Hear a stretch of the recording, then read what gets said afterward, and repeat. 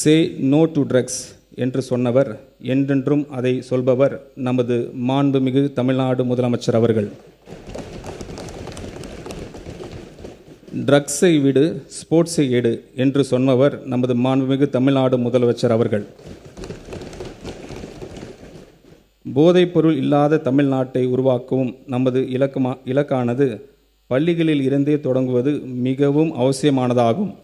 இளமையில் கல் என்ற ஔவையாரின் சொல்லுக்கு ஏற்ப போதைப்பொருள் மற்றும் அவற்றின் தவறான பயன்பாடு குறித்து விழிப்புணர்வும் முன்னெச்சரிக்கையும் கல்வியும் இளந்தலைமுறையின் மனங்களில் ஆழாக பதிவு செய்யப்பட வேண்டும். இதற்கான முன்னெடுப்பின் கீழ் பள்ளிகளில் போதைப்பொருள் எதிர்ப்பு அமைப்புகளும் தன்னார்வ குழுக்களும் அமைக்கப்படும். மேலும் இது குறித்து விழிப்புணர்வு ஏற்படுத்துவதற்காக 10581 என்ற உதவி எண்ணை ஸ்கூல் கேம்பஸ்களில் தெளிவாக காட்சிப்படுத்தப்படும். இந்த திட்டத்தினை செயல்படுத்த அரசு 7 கோடி ரூபாய் நிதி ஒதுக்கீடு செய்கிறது. அத்துடன் மாணவர்களுக்கும் ஆசிரியர்களுக்கும் பாதுகாப்பாகவும் இரகசியமாகவும் தகவல் தெரிவிக்க ஏதுவாக போதைப்பொருள் இல்லா தமிழ்நாடு, ட்ரக்ஸ் ஃப்ரீ தமிழ்நாடு என்ற ஆப்பின் மூலம் போதைப்பொருள் கடத்தல் மற்றும் பயன்பாட்டு குறித்து தகவல்கள் பகிரும் வசதியுடன் உருவாக்கப்பட்டுள்ளது.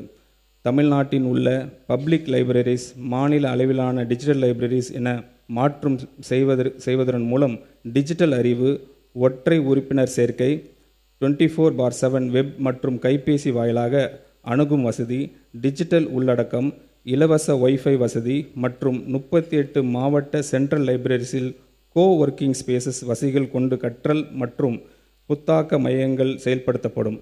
இந்த நோக்கத்திற்காக பப்ளிக் லைப்ரரிஸை மறுவடிவமைப்பதற்கு இந்த அரசு 10 கோடி ரூபாய் நிதி ஒதுக்கீடு செய்கிறது. அரசு மற்றும் அரசு நிதியுதவி பெறும் பள்ளிகளில் 2026-27 கல்வி ஆண்டில் 11ஆம் வகுப்பு பயிலும் சுமார் 5.32 லட்சம் ஜென்சி இளம் தலைமுறை மாணவர்களுக்கு 277 கோடி ரூபாய் மதிப்பீடில் ஹெல்மெட் மற்றும் வாட்டர் பாட்டில் வசதிகளுடன் கூடிய நவீன பிராண்டட் சைக்கிள்ஸ் வழங்கப்பட உள்ளது. தன்னை உயிராக நேசிக்கும் ஜென்சி தலைமுறை தலைசிறந்த தலைமுறையாக வளர்த்தெடுக்கும் வேண்டும் என்பதில் உறுதியாக உள்ளார் நமது மாண்புமிகு முதலமைச்சர் அவர்கள். அதன் வெளிப்பாடே இந்த மேம்படுத்தப்பட்ட செயல் திட்டம். இந்த திருத்த வரவு செலவு திட்ட மதிப்பீடுகளில் பள்ளி கல்வித்துறைக்கு 44,527 கோடி ரூபாய் ஒதுக்கீடு செய்யப்படுகிறது.